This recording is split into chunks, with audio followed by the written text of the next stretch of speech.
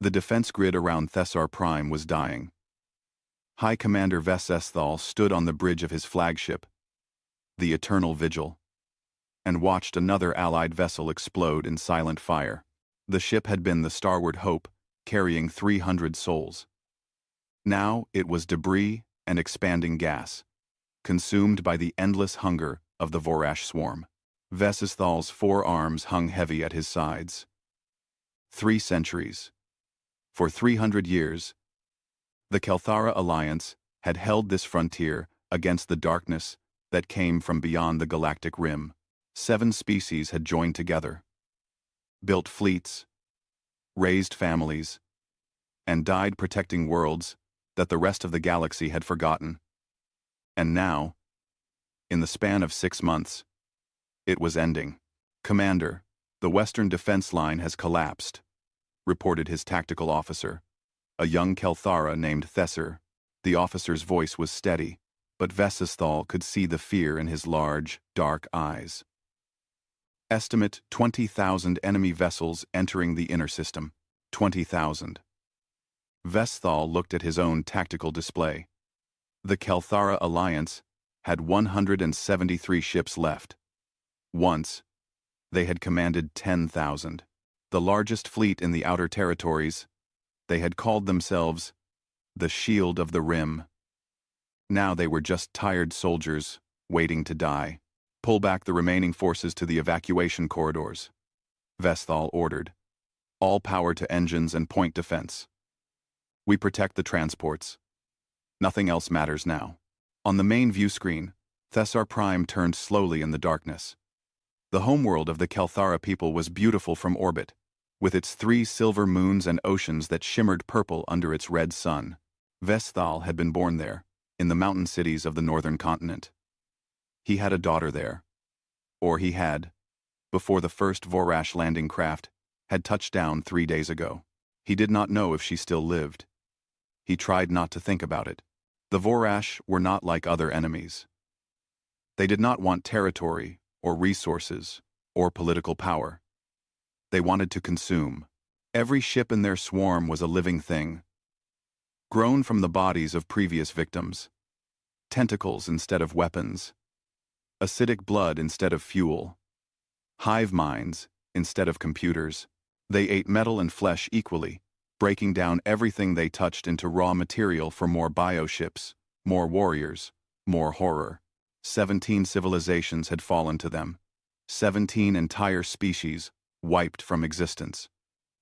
The Kelthara would be the 18th. "Sir, Ambassador Moraine is requesting to speak with you," Thessar said quietly. Vesthal sighed. The human. He had almost forgotten about her.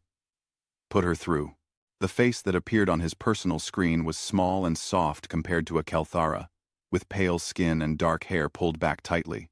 Ambassador Lyra Moraine was the only human in the entire Thessar system, sent here 5 years ago as part of some diplomatic mission from Earth. Vesthal had found her strange at first. Humans were new to galactic society, barely 100 years since first contact. Most species considered them primitive, useful only for basic trade. But Moraine had worked hard, learned the Kelthara language, and earned respect. Vesthal considered her a friend, though he would never say it aloud. "Commander," Moraine said. Her voice was tight with stress. "I need you to put me on an evacuation transport. I'm still at the embassy building, and the Vorash are 3 blocks away." "I will send a shuttle immediately," Vesesthal replied. "But Ambassador, you should have left days ago. When the Council refused to send aid, I told you to return to Earth." Moraine's expression hardened. "I'm not abandoning you. Not while there's still a chance. There is no chance," Vesthal said quietly. The distress call was sent to every major civilization. The Anthari Dominion, the Crystalline Collective, the Methane Breathers, even the isolated Vortec. All of them received our request for aid. All of them said no. "What about Earth? What did my people say?" Vesesthal hesitated. Earth sent a formal acknowledgement. They said they were reviewing the situation. That was 8 days ago. We have heard nothing since. He watched Moraine's face fall. For a moment, she looked like she might cry, but she controlled herself. Humans were emotional creatures. Thal had learned. They felt things deeply and tried to hide it. It made them both weak and strong in ways he did not fully understand. "They're not coming," Moraine whispered. "None of them are coming." "No," Thal agreed. "We are alone. We have always been alone." The deck shuddered as the Eternal Vigil took a hit. Alarms blared. Thal's tactical display showed 3 Vorash bioships latching onto the port hull, their acid already eating through the outer armor. He issued orders quickly, redirecting repair crews and sealing bulkheads. The bioships were destroyed by point defense fire, but not before they had left wounds that would never fully heal. "Ambassador, I am sending a shuttle to your location now," Thal said. "It will arrive in 4 minutes. Be ready." "Understood," Moraine replied. Then, softer, "I'm sorry, Thal. I'm sorry my people didn't help." "You are here," Thal said. "That is enough." The connection ended. Thal returned his attention to the battle, if it could even be called that. It was more like a slow execution. The Vorash did not hurry. They surrounded their prey, cut off escape, and consumed everything with methodical patience. Around Thessar Prime, the sky was filled with their ships, thousands upon thousands of organic nightmares, pulsing with bioluminescent light, reaching out with appendages that could tear through steel.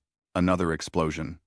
The carrier ship Defiant Light broke apart, spilling escape pods into the void. Most would be picked off by Vorash fighters before they reached safety.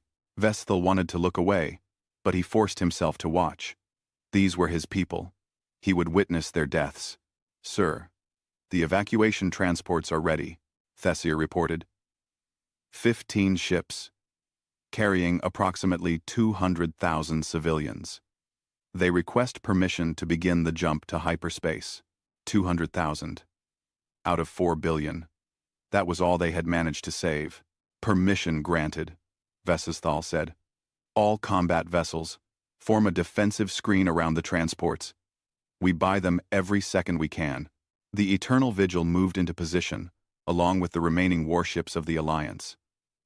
They were a pitiful force, battered and damaged, crewed by exhausted soldiers who had not slept in days. But they held the line. They always held the line. The transports began to jump, one by one, their hulls shimmering as they slipped into hyperspace. 3 ships made it. Then 5. Then 8. Then the Vorash struck. A wave of bioships rushed forward, ignoring the defensive fire, throwing themselves at the transports with suicidal fury. They knew the Kelthara were escaping. They would not allow it. 2 transports exploded before they could jump. A third was caught mid-transition, torn apart by the forces involved. Pieces of the ship tumbled back into real space, trailing bodies and atmosphere. "Return fire," Thal roared. "Do not let them through." The Eternal Vigil's main guns opened up, firing beams of concentrated energy into the mass of Vorash ships. Each shot killed dozens, but there were always more. Always more. The bio ships crashed against the defensive line like a tide against rocks. And slowly, inevitably, the rocks began to crumble. 10 transports escaped, then 12, then 14. The last transport, the Mercy's Dawn, was attempting to jump when a Vorash heavy cruiser latched onto its engine section. The transport's captain tried desperately to shake free, but the bioship held on, pumping acid into the hull. The transport's systems began to fail. Thal made a decision. "Helm. Ramming course.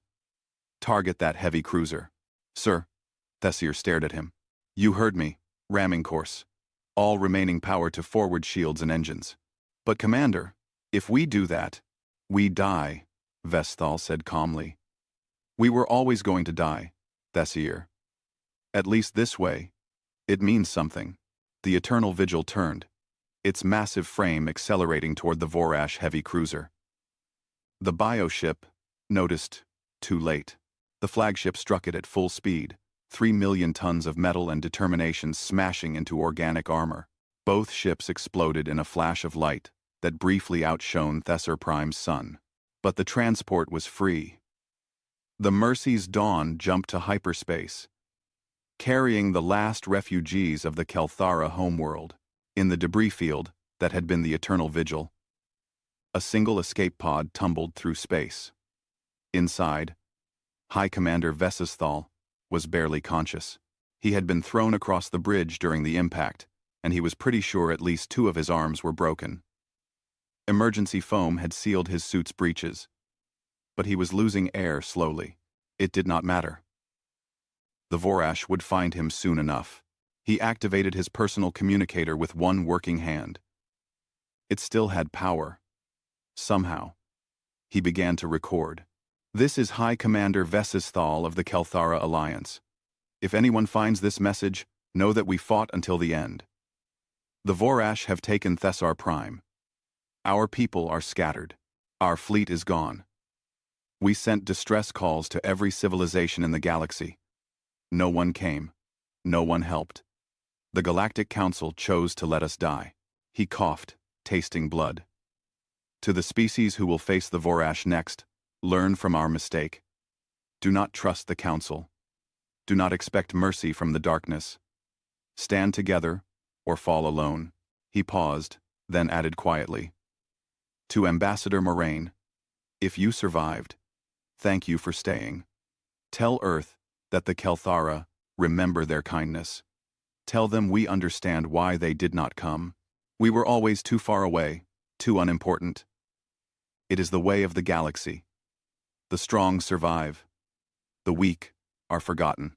The communicator began to beep a warning. The Vorash were approaching. Vesisthal could see them on his pod's external cameras. Bioships moving through the debris, like sharks. He closed his eyes and thought of his daughter, of the mountain cities, of 300 years of defiance. The Kelthara had always been alone on the frontier. Perhaps they had been foolish to hope for anything else. Across the system, aboard the transport Mercy's Dawn, Ambassador Lyra Moraine sat in a packed refugee hold and cried. Around her, Kelthara civilians huddled together, silent and traumatized. Children clung to parents who stared at nothing. The ship was bound for the nearest neutral station, 3 weeks away. Behind them, Thessar Prime burned. Moraine pulled out her personal data pad and composed a message. She addressed it to Earth, to the United Nations, to anyone who would listen. Her fingers shook as she typed. This is Ambassador Lyra Moraine, stationed with the Kelthara Alliance. If you can hear this, we're dying out here. The Vorash swarm has taken Thessar Prime. The Kelthara fleet is destroyed. 200,000 refugees escaped out of 4 billion. The Galactic Council refused to help.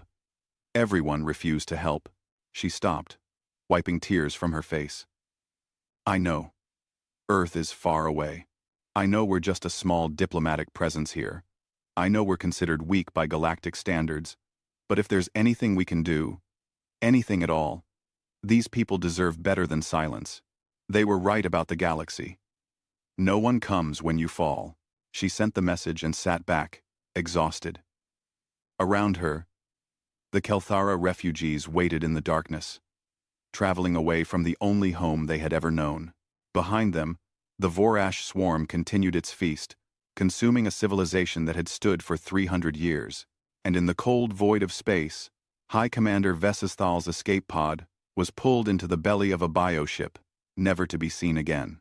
The frontier was lost. The Kelthara alliance was broken. And the galaxy turned its back, as it always had, on those who died in the outer darkness. The Galactic Senate Station floated in neutral space, equidistant from every major civilization.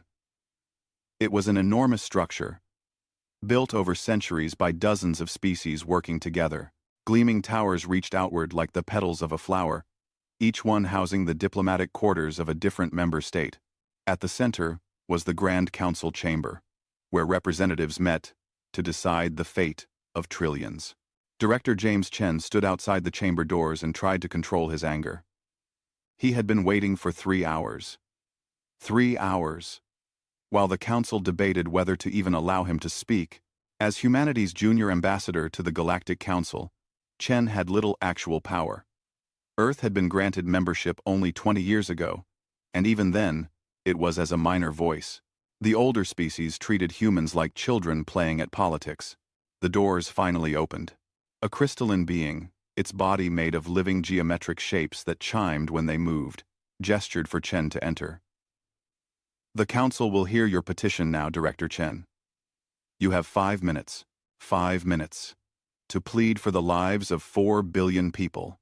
Chen straightened his suit and walked into the chamber. The council chamber was circular, with representatives seated in rising tiers around a central platform. Chen took his place on that platform and looked up at the assembled powers of the galaxy. The Anthari Dominion occupied the highest seats, insectoid beings in elaborate robes who considered themselves the rightful rulers of civilized space. Below them sat the Crystalline Collective, the methane breathers in their pressurized suits, the Vortec with their triple eyes, and dozens of others. Humanity's seat was on the lowest tier, barely above the floor. "Honored Council," Chen began, keeping his voice steady. "I come before you to request immediate military intervention in the Thessar Prime system. The Kelthara Alliance is under attack by the Vorash swarm. Their defense fleet has been reduced to less than 200 ships. Without aid, the entire Kelthara species faces extinction within days." An Anthari representative clicked its mandibles dismissively. "The Council is aware of the situation in the outer territories. We have reviewed the Kelthara distress call." "Then you know how desperate their situation is," Chen said.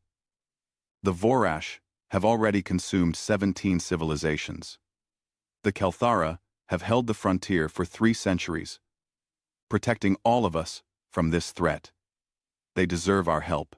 "The outer territories are not our concern," said a crystalline voice, musical and cold. "The Kelthara chose to settle the edge of the galaxy. They accepted the risks involved. It would be inefficient to divert military resources to a region of no strategic value." Chen felt his anger rising but forced it down. "No strategic value? The Vorash don't stop. Every species they consume makes them stronger. If we let them take the Kelthara, they'll push deeper into the galaxy. Eventually, they'll reach worlds that you do consider strategically valuable." "The Vorash have never advanced past the frontier in 1,000 years, replied an Anthari. "They consume isolated civilizations and then retreat to digest their conquest. Historical pattern suggests they will not push further inward. In Stam, Ontelder Zervi. Enclode. Ontelder Zervi. Historical pattern?" Chen stared in disbelief. "You're willing to gamble billions of lives on historical pattern?" "We are willing to make logical decisions based on available data," the Anthari said coolly. "Which is more than we can say for humanity. Your species has been in galactic society for barely a century. You have limited military capability and no experience in large-scale warfare. Your petition demonstrates emotional thinking rather than strategic analysis." A wave of agreement rippled through the chamber. Chen could see it on their faces. Or what passed for faces among these species. They thought he was naive. A child begging adults to fix a problem he didn't understand. "What about the mutual defense clause in the Galactic Charter?" Chen demanded. "The Kelthara are members of this council. You're obligated to assist them. The mutual defense clause applies to threats against core territories," a Vortec representative explained patiently, as if speaking to someone slow. "The Thessar system is classified as frontier space. The clause does not apply." "That's a technicality and you know it," Chen shot back. "You're hiding behind legal language to justify abandoning allies." The chamber erupted in angry chimes, clicks, and whistles. The council members did not appreciate being accused of cowardice. Even if it was true, the Anthari representative stood, its insectoid body looming large. "Director Chen, you forget your place. Humanity is a junior member of this council. You do not have standing to question our decisions." The petition for military aid to the Kelthara alliance is denied. This discussion is concluded. Wait, Chen said desperately. Just give me one more minute. The discussion is concluded, the Anthari repeated firmly. You are dismissed. Guards appeared at Chen's sides, ready to escort him out. He looked around the chamber one last time, searching for any sign of compassion or courage. He found none. These civilizations had grown comfortable in their power. They had forgotten what it meant to struggle, to fight for survival. The Kelthara were dying, and the council was choosing to do nothing. Chen let the guards lead him out. As the doors closed behind him, he heard the council moving on to their next item of business. Something about trade regulations. The death of an entire species was just another agenda item to be dismissed and forgotten. He walked through the station's corridors in a daze. Other diplomats passed by, barely acknowledging him. To them, he was just another minor ambassador from a minor species. They had no idea that everything was about to change. Chen found a quiet observation deck and sat down, staring out at the stars. His personal communicator buzzed. It was a secure channel from Earth. Voice only. He answered it immediately. This is Chen, Director. This is Fleet Admiral Okoro Adeyemi. I assume the Council rejected the petition? 2. Adeyemi. They didn't even give me a full hearing, Chen said bitterly. 5 minutes. That's all the Kelthara were worth to them.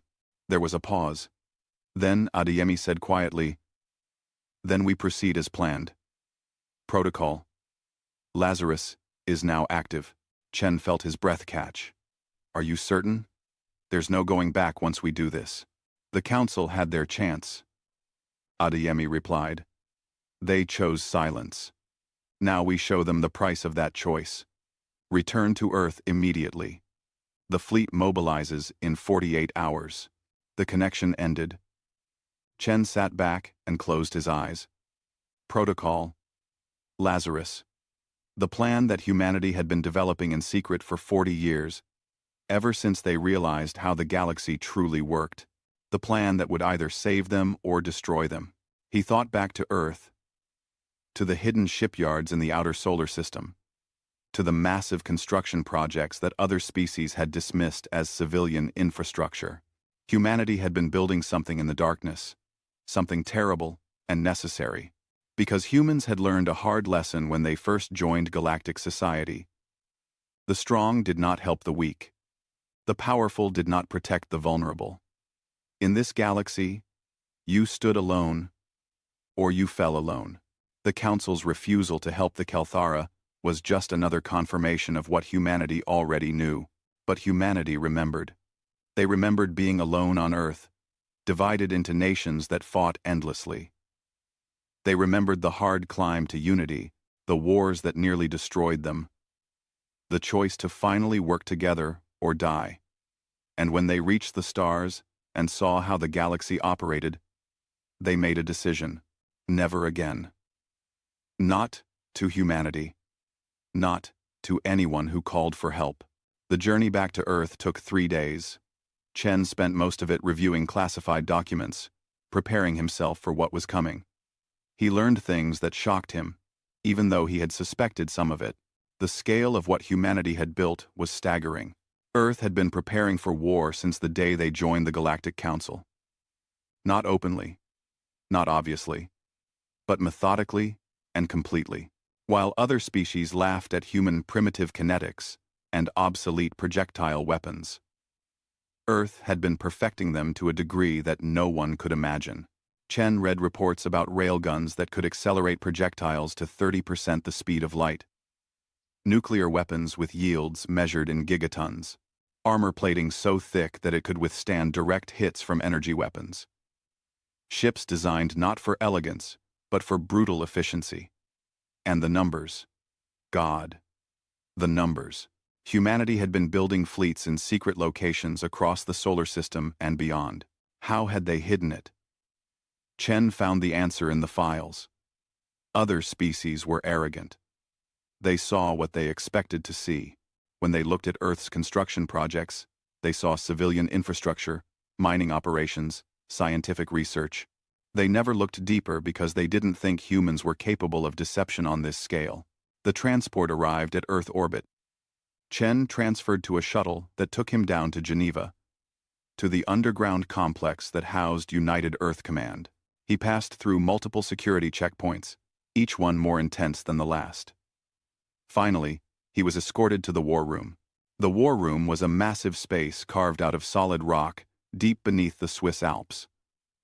Holographic displays showed ship positions, resource allocations, communication networks. Hundreds of people worked at terminals, coordinating the largest military operation in human history. At the center of it all stood Fleet Admiral Okoro Adeyemi. Adeyemi was a tall woman with dark skin and gray hair, pulled back in a tight bun. She had commanded Earth's defense fleet during the border wars with the Centauri pirates. She had lost her ship and half her crew but completed the mission. She was exactly the kind of person you wanted leading humanity into the unknown. "Director Chen," Adeyemi said, turning to greet him. "Welcome home. I trust the council was as disappointing as expected?" "They wouldn't even listen," Chen replied. "The Anthari representative called us emotional and naive." "Good," Adeyemi said. "Let them think that. It will make this more effective. Admiral, are we really doing this?" Adeyemi gestured to the holographic displays. "We're not going to war, Director. We're ending one. The Vorash have been consuming civilizations for 1,000 years because no one had the courage to stop them. The Council is content to let species die as long as it doesn't affect them directly. That ends now. But what if we fail?" Chen asked. "What if the fleet isn't enough?" "Then we fail together," Adeyemi said simply. "But I don't think we will. Humans have an advantage that other species don't understand. We're stubborn. We don't know when to quit. And we've spent 40 years building something that the galaxy isn't ready for." She pulled up a new display. It showed ship positions throughout the solar system and beyond. Hundreds of markers, each one representing a capital ship. Thousands more for support vessels. Chen stared at the numbers and felt his mind struggle to comprehend the scale. "How did we build all this?" he whispered. "Carefully," said a new voice. She was the chief engineer of the entire project, a Russian woman in her 60s with sharp eyes and grease stains on her hands. "We started small. 1 shipyard, then 2, then 10. We built them in the outer solar system, in the Kuiper Belt, in interstellar space. Places where other species don't look. We automated most of the process and used AI to coordinate construction. It took 40 years, but we did it." "And no one noticed?" Chen asked. "They noticed," Volkov said with a slight smile. "But they saw what they expected. Mining operations, scientific research, civilian construction projects. The Crystalline Collective even sent inspectors to some of our facilities. They looked at our railgun foundries and thought they were making industrial equipment. Humans are good at misdirection. Director Chen, we've been doing it to each other for thousands of years." Adeyemi brought up another display. This one, showing the Thessar system in real time. The Kelthara defense fleet was down to less than 100 ships. The Vorash swarm surrounded the planet like a living shroud.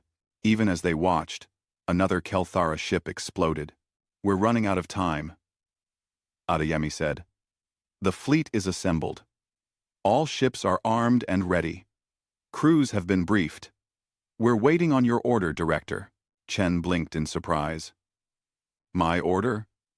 Admiral, I'm just a diplomat. You command the military." "This isn't just a military decision," Adeyemi replied. "This is the moment humanity steps onto the galactic stage as a major power. The Council will see this as an act of aggression. They'll demand explanations. Some species might even declare war on us. You need to be prepared for the political fallout."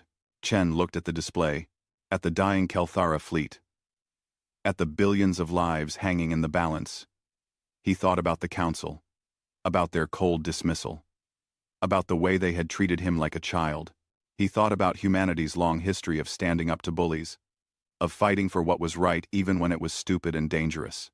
Activate Protocol Lazarus, Chen said. Send the fleet. Adeyemi nodded once. She turned to her staff and spoke clearly. All stations. This is Fleet Admiral Adeyemi. Protocol Lazarus is now active. Initiate fleet mobilization. Jump coordinates, Thessar Prime system. Prepare for hostile engagement with Vorash swarm forces. This is not a drill. I repeat, this is not a drill. The war room erupted in controlled chaos. Officers shouted orders. Displays lit up with movement. Across the solar system, in hidden shipyards and secret bases, humanity's military machine came to life. Chen watched it happen and felt a strange mix of fear and pride. Humanity was about to do something insane. They were going to war with a force that had consumed 17 civilizations. They were going to defy the Galactic Council's decision. They were going to risk everything for people they barely knew. But that was humanity. That was what made them different. They had spent their entire history fighting for impossible causes and somehow surviving. Maybe this time would be different. Maybe this time they would fail.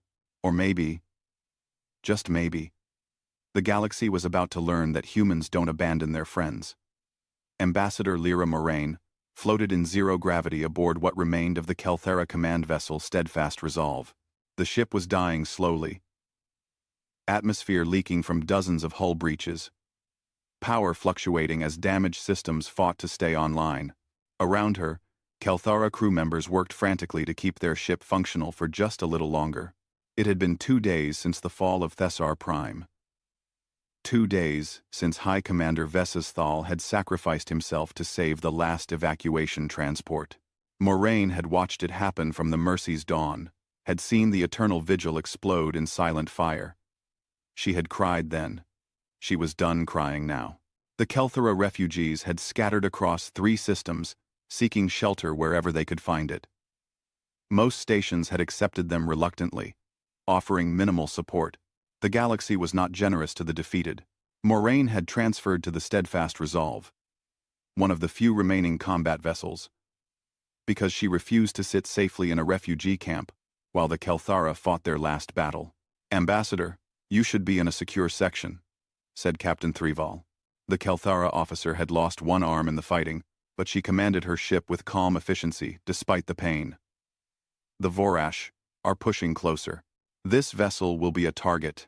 Everywhere is a target now," Moraine replied. "I might as well be useful." She was helping coordinate communications between the scattered Kelthara forces. It was a hopeless task. The Alliance had perhaps 60 ships left, spread across multiple systems, all damaged and low on supplies. The Vorash swarm had thousands. They were hunting down the survivors methodically, consuming every ship they found. Moraine's communicator buzzed. She checked it and saw a message from a Kelthara civilian station in the neighboring system. The Vorash had found them. They were requesting evacuation support. Moraine looked at her tactical display and felt her heart sink. There were no ships close enough to help. The civilians would die alone. She sent a response anyway, promising help that would never come. What else could she do? At least, they would die with hope instead of despair. "Contact on long-range sensors," announced the Steadfast Resolve's tactical officer. "Multiple Vorash bioships approaching from galactic north. Estimate 200 vessels." 200. The Steadfast Resolve had 3 working weapon systems and shields that barely functioned. This would not be a battle. This would be an execution. "Prepare to jump to hyperspace," Captain Threval ordered. "Set course for the rally point." "Captain, if we jump, the civilian station in the next system will have no protection," Moraine said quietly. Thrival's face, already exhausted, became even more tired. "I know, Ambassador, but we cannot save them. We can only survive, and hope that survival means something." The words hung in the air. Moraine wanted to argue, to demand they stay and fight, But she knew Thrival was right. The Kelthara had been making these impossible choices for weeks. Save one group or another. Fight here or retreat there.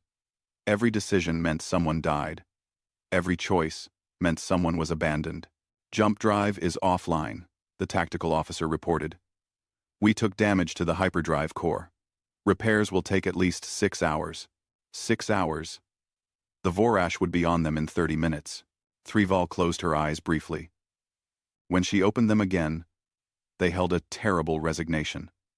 All hands. This is the captain. Prepare for combat. We will engage the Vorash and buy time for the civilian station to evacuate. May our deaths have meaning. The crew moved to their stations without complaint. They had known this was coming. They had all known they would die eventually. At least, this way. They would die, fighting. Moraine strapped herself into an emergency seat and gripped the armrests. She had never been in actual combat before. Her diplomatic training had covered negotiation, cultural sensitivity, trade agreements. Nothing about how to face death in the cold void of space. The Vorash bioships appeared on the view screen. They were hideous things, all organic curves and pulsing appendages. Some looked like enormous squids, with tentacles that trailed for kilometers. Others resembled insects, with hard carapaces and multiple eyes. All of them glowed with bioluminescent light, a sickly green that made Moraine's stomach turn. They're beautiful, in a way, Thrival said quietly. Nature perfected for destruction. I wonder if they understand what they're doing, or if they're just following instinct. Does it matter? Moraine asked. No, Thrival admitted. I suppose it doesn't. The Vorash opened fire first. Organic projectiles, grown from the bodies of previous victims, launched from specialized chambers in their hulls. The projectiles were alive, seeking targets with primitive intelligence. They splashed against the steadfast Resolve's shields, acid eating through the energy barriers. The Kelthara ship returned fire with its remaining weapons. Energy beams cut through several bioships, flash-cooking their organic armor. But for every Vorash vessel destroyed, 3 more took its place. They were not afraid. They did not retreat. They just kept coming. Shields at 40%, the tactical officer reported. Hull breaches on decks, 7 through 12. Fire suppression systems failing. Moraine watched crew members die. An explosion ripped through the bridge, killing 2 officers instantly. Thrival was thrown from her command chair, blood streaming from a head wound. Moraine unbuckled herself and floated over, using her basic first aid training to seal the wound with emergency foam. Ambassador, Thrival gasped. You need to get to an escape pod. Not without you, Moraine replied. I am the captain. I stay with my ship. That's a stupid tradition, and you know it, Moraine said firmly. You're injured, and your ship is dying. Come with me. Before Thrival could argue, the steadfast Resolve shuddered violently. Multiple Vorash ships had latched onto the hull, their acid eating through armor. The ship's power systems began to fail. Emergency lights flickered on, casting everything in red. All hands, abandon ship, Thrival ordered weakly. Get to the escape pods. Move. The surviving crew members fled to the escape bays. Moraine helped Thrival float through corridors filled with smoke and debris. Behind them, they could hear the Vorash boarding the ship, their inhuman screams echoing through the metal corridors. They reached an escape pod just as the Vorash broke through the final bulkhead. Moraine shoved Thrival into the pod, then climbed in herself. She slammed the emergency launch button. The pod shot away from the dying ship with acceleration that crushed them both against the back wall. Through the pod's tiny window, Moraine watched the steadfast Resolve die. The Vorash consumed it from the inside out, organic matter spreading like infection through the ship's corridors. Within minutes, there was nothing left but an empty hull and the Vorash feeding on what remained. How many pods launched?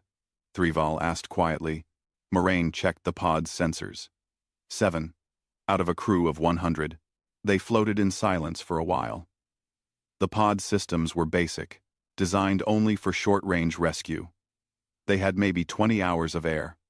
Maybe. And they were nowhere near a friendly station.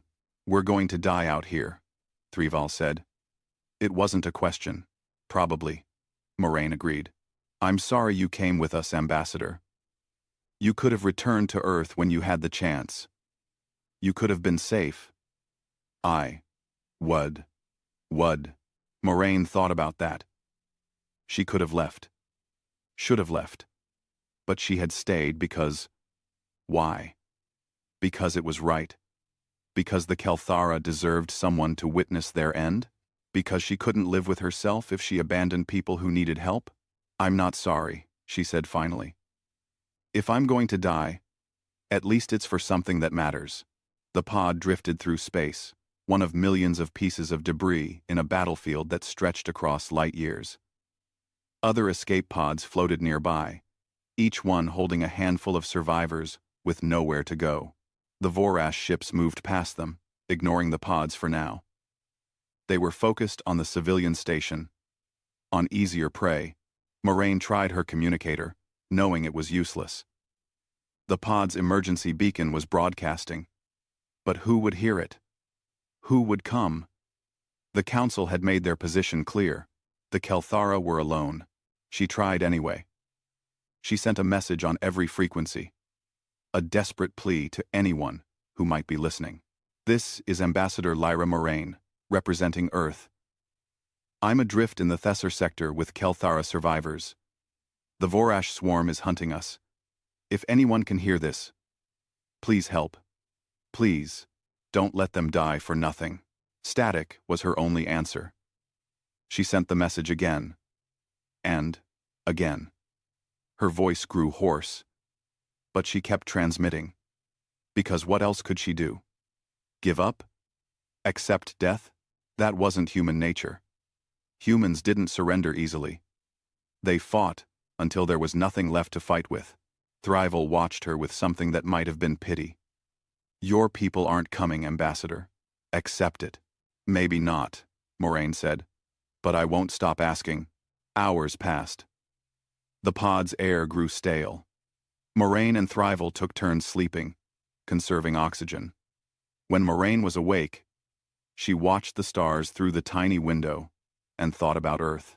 She thought about her family, her friends, the life she had left behind to become a diplomat. Had it been worth it? She didn't know. She was drifting into sleep when the pod's sensors started screaming. Moraine jerked awake, fumbling with the controls. "What is it?" "More Vorash." Threeval was staring at the sensor display with an expression of complete confusion. "I don't know. The sensors are showing massive gravitational distortions. Dozens of them. No. Hundreds. But that's impossible. Nothing creates gravity waves on that scale except the space in front of them tore open. That was the only way Moraine could describe it. Reality itself seemed to rip apart, like fabric being shredded by invisible hands.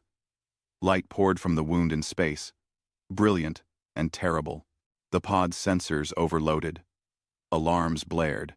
"What is that?" Moraine shouted over the noise. "Jump signatures." Threeval whispered. "But I've never seen jump signatures like this. They're violent, uncontrolled, like someone is forcing their way into reality." More tears appeared in space. 10, 20, 50, each one blazing with light. And from those wounds, ships began to emerge. Not elegant ships like the ones the Council used, with smooth hulls and graceful curves. These were brutal slabs of metal, all hard angles and aggressive design. They were enormous, some of them larger than the Kelthara's biggest dreadnoughts. And there were so many of them, hundreds of ships, appearing from nowhere, their hulls painted in dark colors that absorbed light. "Who are they?" Moraine asked, her voice barely a whisper. Threeval was working her controls frantically, trying to identify the ships. "I'm getting... It can't be. The identification codes are reading as human." Moraine felt her heart stop. What? These are human ships, Thrival said, disbelief in her voice. Earth designation. United Nations markings. But this is impossible. Earth doesn't have a fleet this size.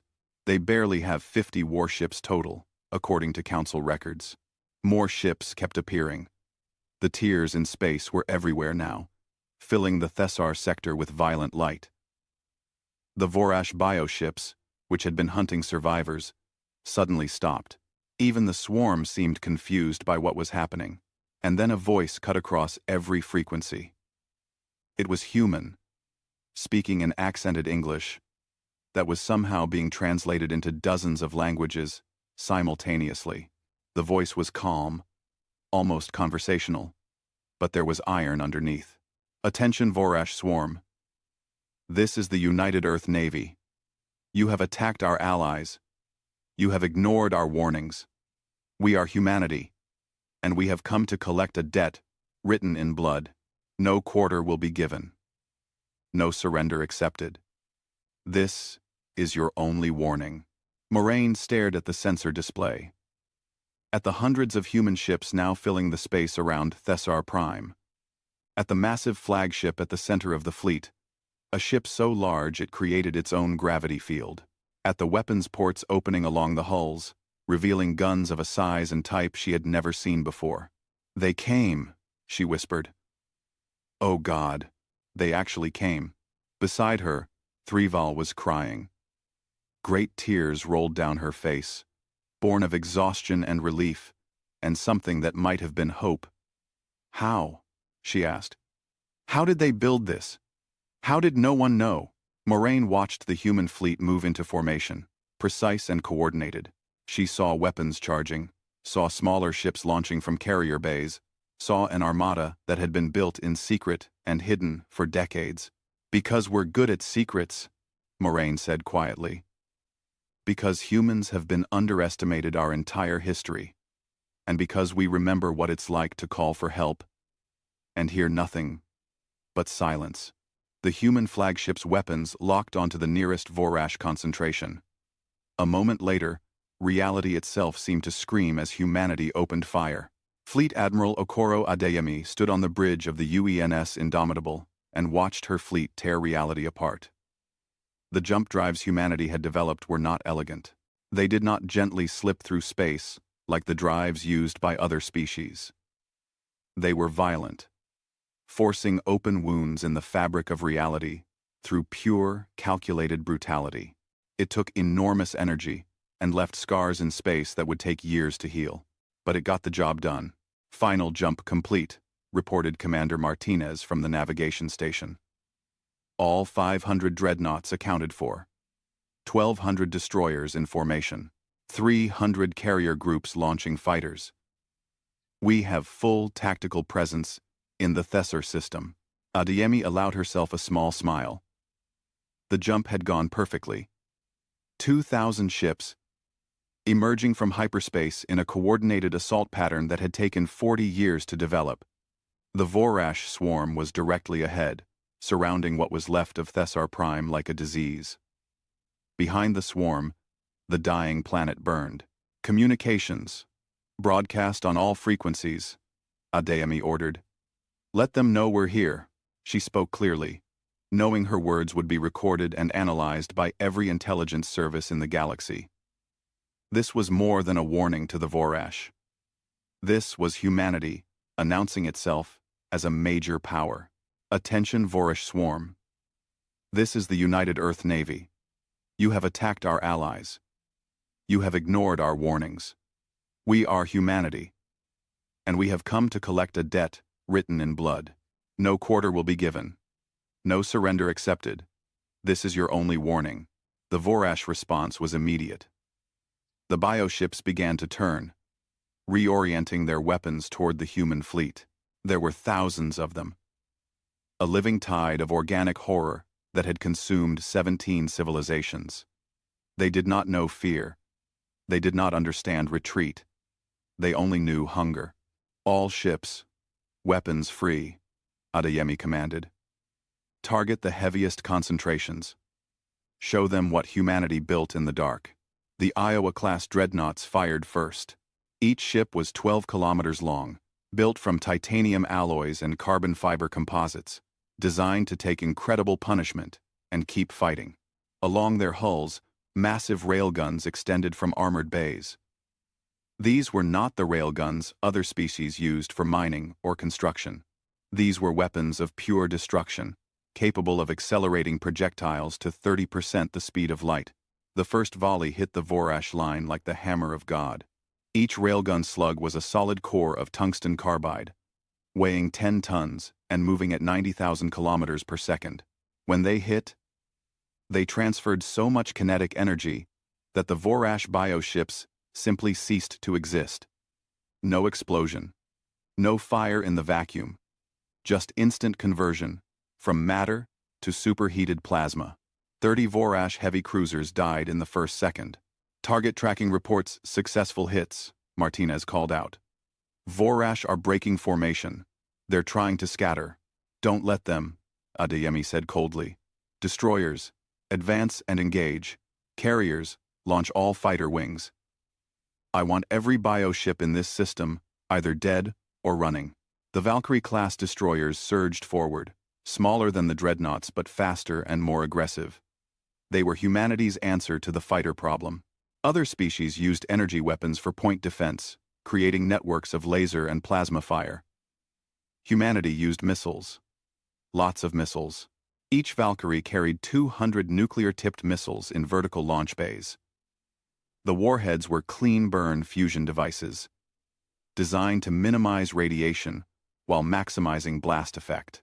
They were smart weapons, capable of coordinating with each other mid-flight, adapting to enemy movements, and selecting optimal detonation points.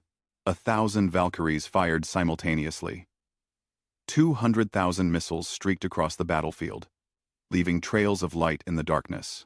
The Vorash tried to intercept them with organic projectiles and acid sprays, but there were too many missiles coming too fast. The warheads began to detonate in carefully calculated patterns. Nuclear fire bloomed across the battlefield. Each explosion was a miniature sun, vaporizing everything within kilometers. The Vorash bioships were tough, evolved over millennia to survive in the harshest environments, but they had never faced nuclear weapons before. The heat alone cooked them from the inside out. The radiation scrambled their organic systems. The blast waves tore apart their structures. Hundreds of bioships died in the second volley. Then, hundreds more. Admiral, we're receiving a communication from Kelthera survivors, the communications officer reported. They're asking who we are and requesting confirmation of our intent. Tell them we're the United Earth Navy and we're here to help, Adeyemi replied. Get me locations on all Kelthara escape pods and damaged vessels. I want them pulled to safety. Admiral, the Vorash are adapting, Martinez warned.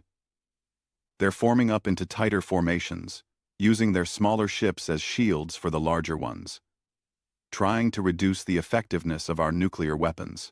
Smart, Adeyemi admitted. But it won't save them. Launch the drone. Swarms. From the carrier groups, thousands of autonomous drones emerged. These were humanity's newest weapon, developed from experimental AI technology that had been banned by the Galactic Council as too dangerous. The Council believed that artificial intelligence should never be given control of weapons. Humanity had decided that the Council's opinion didn't matter. Each drone was small, no larger than a human torso, but packed with sensors, a small fusion reactor, and shaped explosive charges. They operated in swarms, coordinating through quantum-encrypted networks that were impossible to jam. They were fast, maneuverable, and absolutely ruthless in their programming. The drone swarms hit the Vorash formations like a plague of metal locusts. They darted between bioships, targeting joints, sensory organs, and weapon systems. When they found a weak point, they attached themselves and detonated, punching holes in organic armor. Individually, each drone didn't do much damage, but there were 10,000 of them, and they never stopped coming. The Vorash swarm began to break apart. Their formations collapsed, as ships tried to defend themselves from attacks coming from every direction. Bioships collided with each other in their panic. Some tried to flee, jumping to hyperspace in random directions. Others simply shut down, overwhelmed by the coordinated assault. "The swarm is routing," Martinez reported with evident satisfaction. "They're abandoning the Thessar system. Pursue and destroy," Adeyemi ordered. "I don't want a single bioship escaping to warn the rest of the swarm." This ends here. The human fleet gave chase. The Iowa-class dreadnoughts, despite their size, were faster than they looked. They had been built for endurance rather than speed, but they could still accelerate at 3 gravities sustained. The Vorash bioships were fleeing at maximum speed, but humanity's ships were faster. The chase lasted hours. Human vessels hunted down fleeing bioships one by one, destroying them with railgun fire or missile strikes. Some of the Vorash tried to fight back, turning to face their pursuers. They died quickly. Others tried to hide in asteroid fields or gas clouds. The drones found them and eliminated them. By the time the pursuit ended, 60% of the Vorash presence in the Thessar sector had been destroyed. The rest had scattered to deep space, broken and running. Adeyemi watched the tactical display and felt no triumph, only grim satisfaction. This was what humanity had built. This was what happened when you pushed a species into a corner and told them they were weak. Humans did not accept weakness. They adapted, they learned, and they came back stronger. "Status report," she ordered. 127 ships destroyed, Martinez reported. Mostly destroyers that pushed too aggressively into the Vorash formations. 2 Iowa-class dreadnoughts heavily damaged but still operational. Estimated 45,000 casualties, 45,000 dead. Adeyemi felt the weight of that number. Each one was a person who had volunteered to be here, knowing they might die. They had died fighting for people they had never met, for a species that most of humanity barely knew existed. But they had died for something that mattered. "Begin rescue operations," Adeyemi commanded. "Locate all Kelthara survivors. Get medical teams to damaged ships. I want every escape pod found, and every wounded person treated. We didn't come this far to let survivors die from lack of oxygen." The fleet moved through the battlefield, searching for survivors. Human ships pulled alongside Kelthara escape pods, using magnetic grapples to bring them aboard. Medical teams worked around the clock, treating injuries that ranged from radiation exposure to blunt trauma to oxygen deprivation. Some they saved. Some they couldn't. But they tried for every single one. Ambassador Moraine's escape pod was picked up by the destroyer UENS Defiant. She and Captain Thrival were pulled aboard by rescue personnel in powered armor, who handled them with surprising gentleness. Moraine tried to speak, to ask questions, but she was too exhausted. She was taken to a medical bay, where a doctor checked her over and gave her oxygen and water. When she woke up, she was in a small cabin aboard the Indomitable. Someone had cleaned her up and dressed her in a spare uniform. Her communicator had been repaired and charged. She checked it and found messages from Earth, from her family, from the diplomatic corps. All of them asking if she was alive, if she was safe. She sent a reply to all of them. 3 words: "I'm coming home." Then she got up and asked to see Admiral Adeyemi. The guards outside her cabin escorted her through the ship. The Indomitable was enormous, with corridors wide enough to drive vehicles through. Crew members hurried past, all of them focused on their tasks. Moraine could feel the ship's power humming through the deck plates. This was a warship, built for violence, and it made no apology for what it was. She was brought to the Admiral's ready room, a small office adjacent to the bridge. Adeyemi was there, reviewing reports on holographic displays. When Moraine entered, the Admiral looked up and smiled. "Ambassador Moraine, I'm glad you survived. Please, sit." Moraine sat down, still trying to process everything. "Admiral, what I saw out there. Earth doesn't have a fleet like this." The Council said, "Humanity had maybe 50 warships. Where did all these ships come from? We built them, Adeyemi said simply. For 40 years, we've been building them in secret. In the outer solar system, in deep space, anywhere the Council wouldn't look. We knew the galaxy was dangerous. We knew other species considered us weak. So we prepared. But why? Why spend so much on weapons? Adeyemi leaned back in her chair. Because we've learned what happens to the weak in this galaxy. Ambassador. They die alone, while the strong watch and do nothing. We saw what happened to the Kelthara. We saw the Council refuse to help. And we decided that would never be us. Never again. So you built this fleet as a deterrent? No, Adeyemi said. We built it as a promise. A promise that if someone called for help, humanity would answer. Even if no one else would. Even if it cost us everything. Moraine felt tears forming in her eyes. You saved them. You saved the Kelthara when no one else would. We did what was right, Adeyemi replied. And now the galaxy knows what humanity is capable of. The Council is going to be furious. They'll demand explanations. They'll accuse us of violating treaty restrictions on military buildup. Some species might even declare war. What will you tell them? Adeyemi smiled coldly. The truth.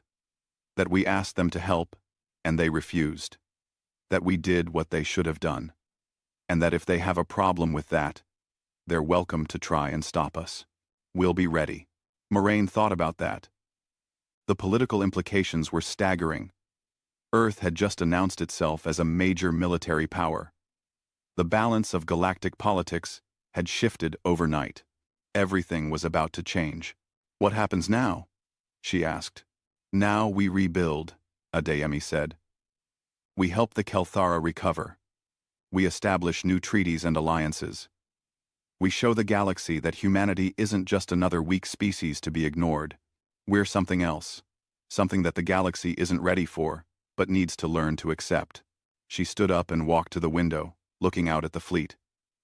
2,000 ships, hanging in the darkness like steel stars. Behind them, Thessar Prime was still burning. But the Vorash were gone. The Kelthara had survived. Because humanity had refused to let them die alone.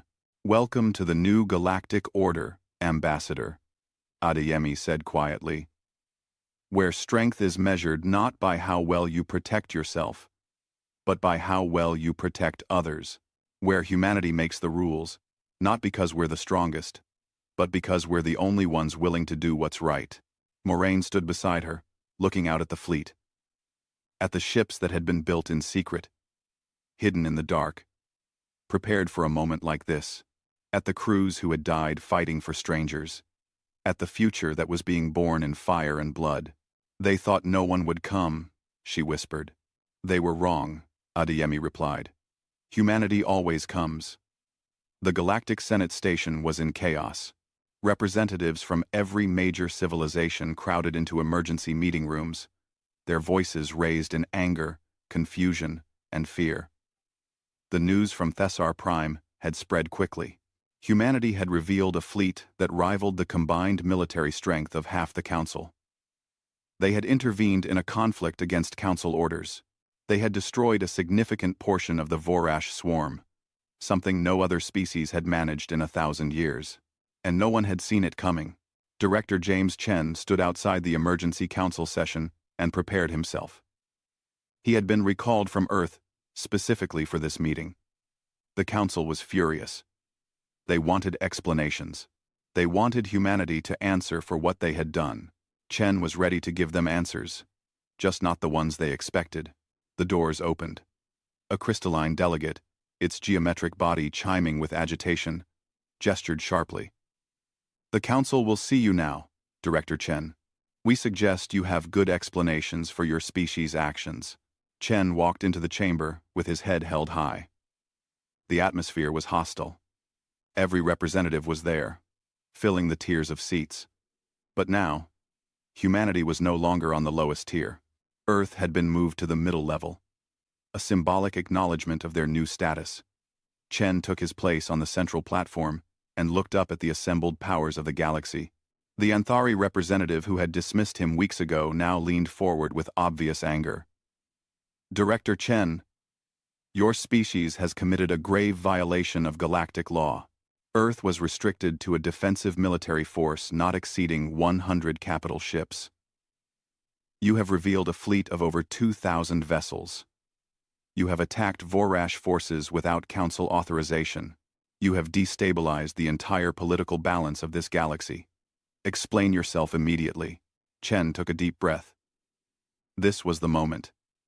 Everything that happened next would determine humanity's place in the galaxy for centuries to come.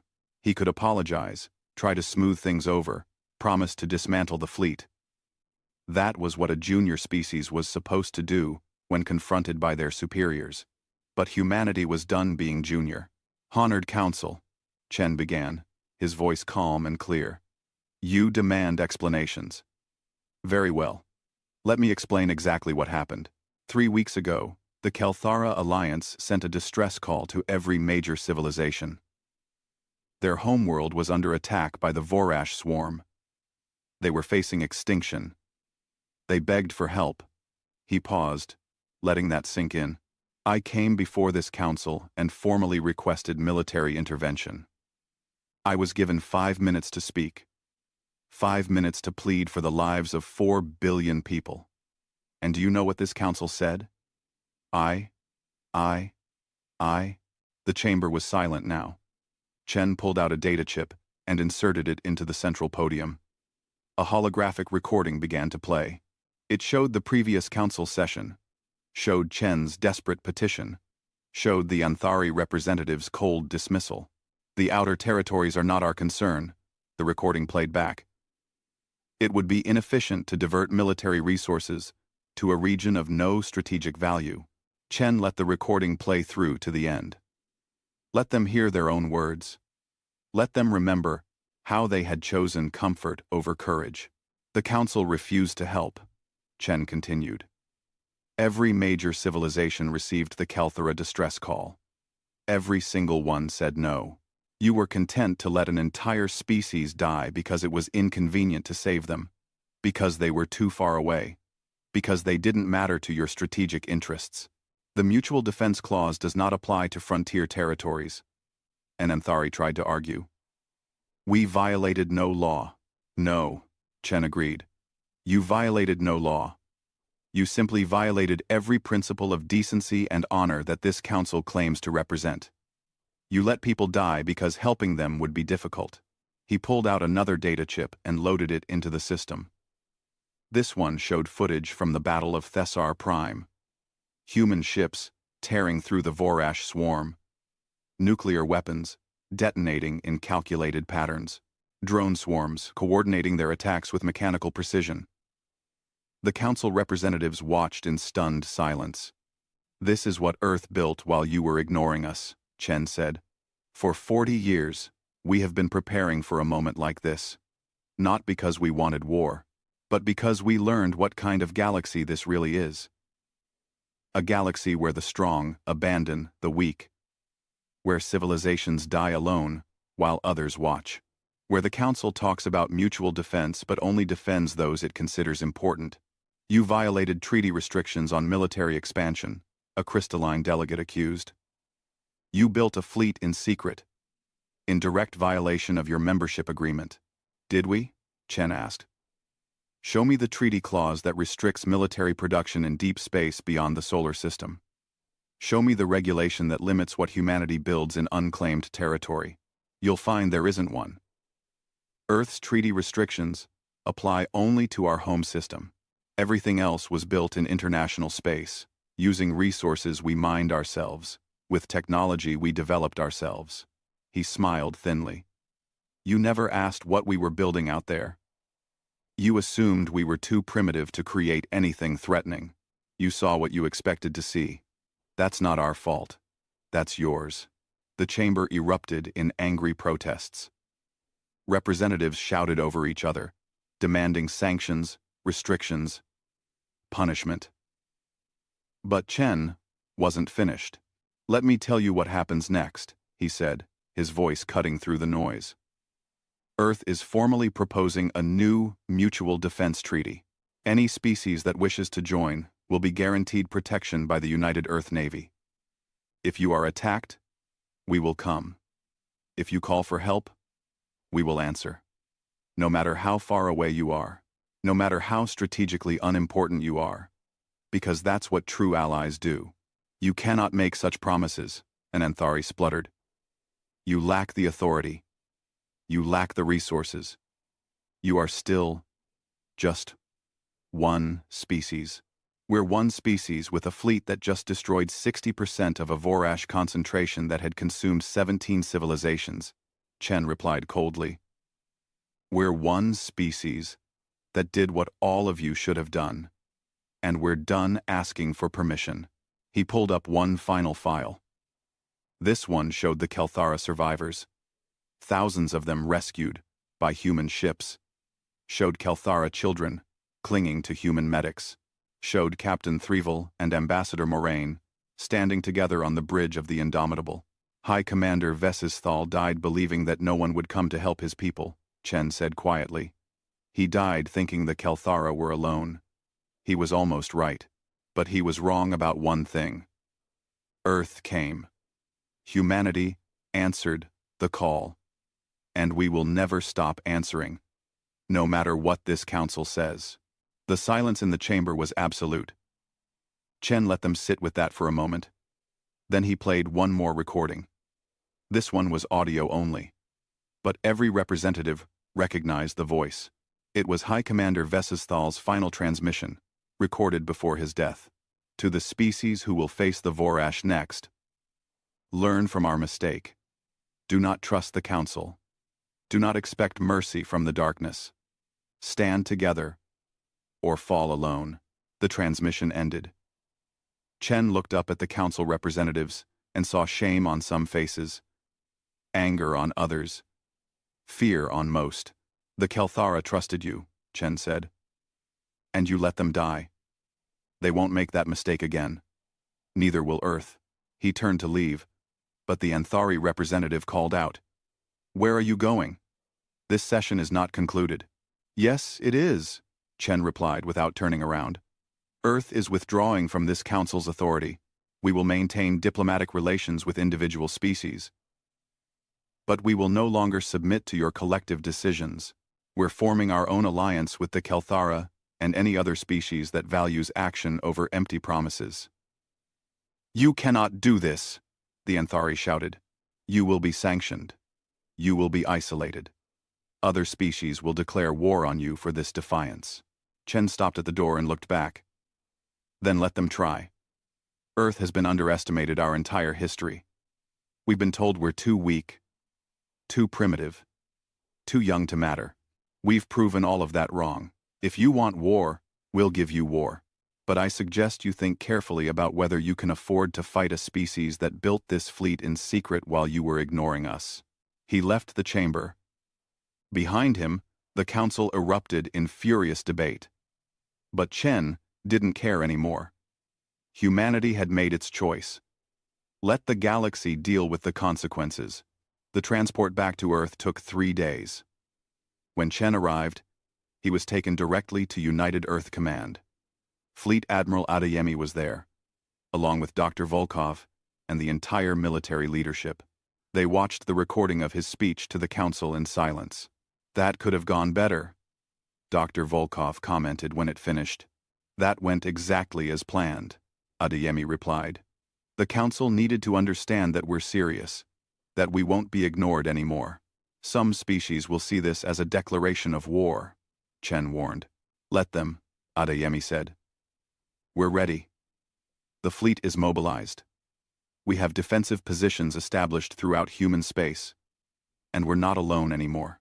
She pulled up a holographic display showing the Thessar sector.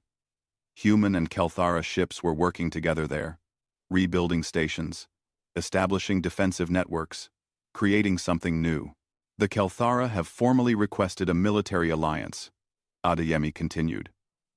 They're offering us access to their remaining shipyards and technology in exchange for protection and support. They're also vouching for us with several other frontier species who have been abandoned by the Council. How many species are interested in joining our alliance? Chen asked. 12 so far, Adeyemi replied. Small civilizations, mostly. Species that the Council considers unimportant. But they're good people who deserve protection. And they're willing to work with us. Chen sat down heavily. This is really happening. We're creating a new galactic power block. We're creating an alternative, Adeyemi corrected. The Council has ruled for thousands of years. They've grown complacent and arrogant. They've forgotten that power comes with responsibility. Someone needs to remind them. And if they attack us? Adeyemi smiled grimly. Then we show them what happens when you underestimate humanity. We've been preparing for this scenario since the day we joined Galactic Society. We have contingency plans, defensive strategies, weapons systems that the Council doesn't even know exist. We can't win a war against the entire galaxy, but we can make it so costly that no one wants to try. Dr. Volkov pulled up another display. This one showing construction projects throughout the solar system and beyond. We're not stopping with the current fleet. Production is accelerating. We're building new shipyards with Kelthara help. Within 5 years, we'll have 5,000 ships. Within 10 years, 10,000. We're becoming a superpower whether the Council likes it or not. Chen thought about that. 5,000 ships. 10,000. An entire fleet dedicated to protecting the weak, defending the helpless, standing up for those who couldn't stand alone. It was an ambitious dream, an impossible dream, but humanity specialized in impossible dreams. 6 months later, the Treaty of Thessar was signed. 14 species joined the new alliance, formerly called the Outer Rim Defense Coalition. Earth provided military protection. The Kelthara provided shipyard expertise and diplomatic connections. The other species contributed resources, technology, and personnel. The signing ceremony took place on a rebuilt station orbiting Thessar Prime. The planet's surface was still scarred from the Vorash attack, but recovery had begun. Cities were being rebuilt. Survivors were returning home. The nightmare was ending, slowly. Ambassador Moraine stood beside Admiral Adeyemi as the treaty was formally ratified. She had been promoted to ambassador at large for the coalition, responsible for managing relations with member species. It was a massive responsibility, but she was ready for it. Do you think the Council will accept this? Moraine asked quietly. They don't have a choice, Adeyemi replied. We've proven that their way doesn't work. We've shown that there's an alternative. Some species will join us. Others will stay with the Council. That's fine. We're not trying to destroy the old order. We're just creating space for something new. And the Vorash? They'll be back, Adeyemi admitted. The swarm is huge. We only fought a small portion of it. But next time, we'll be ready. And we won't be alone. Across the room, Captain Threval was talking with human officers, discussing joint training exercises and tactical coordination. She had been promoted to Admiral, commander of the remaining Kelthara fleet. She had lost so much, but she was rebuilding. All of the Kelthara were rebuilding. With humanity's help, a young Kelthara child approached Moraine, holding a drawing. It showed human ships and Kelthara ships together, surrounded by stars. The child smiled shyly. Thank you, the child said in halting English. For coming. For helping. Moraine knelt down to the child's level. We'll always come, she said gently. That's a promise. Humanity doesn't abandon its friends. The child hugged her and ran off. Moraine stood up, wiping her eyes. That's what this is all about, Adeyemi said quietly. Not politics, not power. Just making sure that when someone calls for help, someone answers.